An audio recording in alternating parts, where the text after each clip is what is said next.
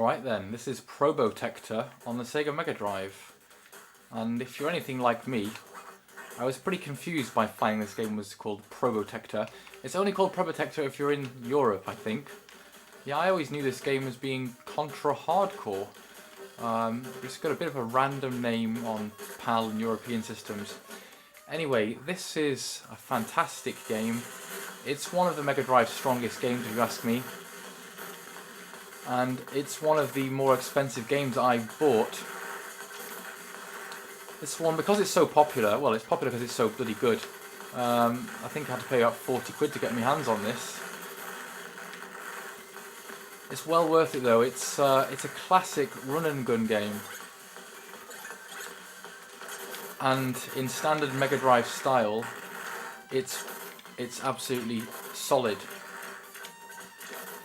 Well, it's a game that I describe as being solid and easy all at once, because once you know what you're doing with it, you can actually just walk through the levels.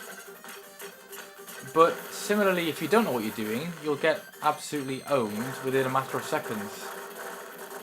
I guess it kind of follows on that standard Mega Drive fare of you've got to practice the game to get anywhere in it. So if you're practiced at this, you'll have absolutely no problem. But I remember back in the day I actually got pretty damn good at it. Only through hours and hours of endless repetition, as is always the way. But, you know, it's just a classic Mega Drive game in the sense of, yeah, you got to die a lot, but you don't really mind because it's so much fun. And here's an example of how the game's really easy if you know what you're doing. This big-ass boss that comes here, you know, when you first face it, you die loads of times thinking, what the hell, he's solid. And then you realise that if you just stand here firing upwards, he doesn't do anything to you at all. I'm literally just going to stand here and deck this gigantic machine like this. And the fire bolts just go around you perfectly. I think you actually get different characters between the PAL and the NTSC version of this game as well. In the PAL or European version, everybody seems to be robots for some reason. I don't actually like that many of this guy's weapons. But one thing I like about this character is that he's tiny, and so therefore he's hard to hit. And he's also got this double jump, which is quite nice. You'll see me trying to put the double jump into effect in a minute. But as you can see, it's completely balls out action, this game. We're going to have our first boss fight now, I believe. This is probably where I make a fool of myself and get destroyed. Here he is. Comes down and jumps around a bit. And all of his shots actually go completely over me because I'm too short. These are the advantages of being small. Now you'll see that you've got a slide move there, which is kind of like Sunset Riders, in that if you're sliding and you can't actually die, you can't get hit by bullets. Right, there's his first form down. And now he's going to have this spinny helicopter thing. I actually used to play this game loads at university with my friend. It's very good on two-player co-op. And we used to get pretty far on it back in the day. See, there's a double jump. It's very handy. Right. It's actually kind of an easy boss if you're this small dude. Can't really hit you. Just passes over your head. Just got to watch out. Oh, there we go. Now the cool thing about this game is, yeah, you've got cool little cutscenes, but actually they lead on to choices. So you can decide how you want to progress. You know, one of two paths, and that's always great, and it really adds to the arcadey feel. I think I'll rescue the research centre.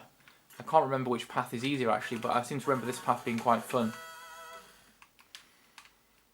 Yeah.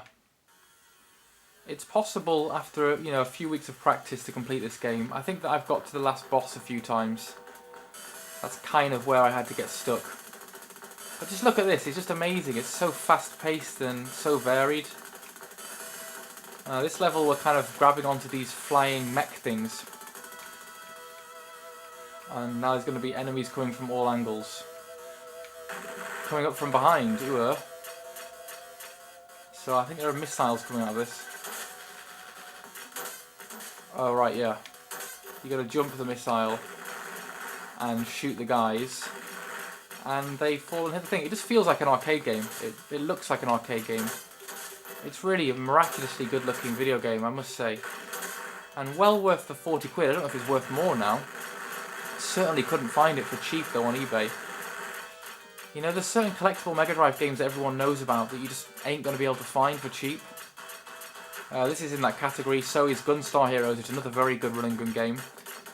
This is probably my favourite though. Oh yeah, we've got this boss guy who clamps on. The only problem with this weapon is it's a little bit slow.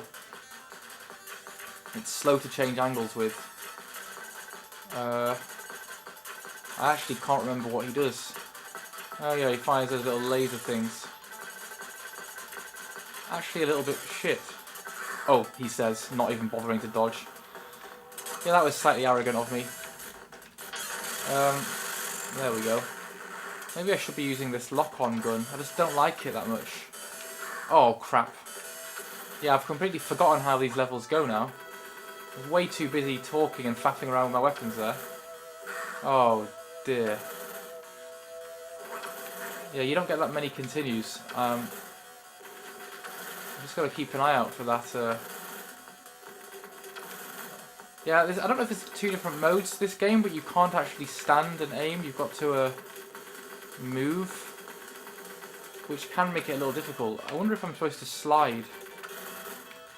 Yeah, maybe slide dodge those. Oh dear. Yeah, that boss isn't normally all that hard, but I guess I'm a little bit rusty. I've gotten out of practice with this. Anyway, this is Probotector. It's a kick-ass game. You really want to check this one out if you've not before.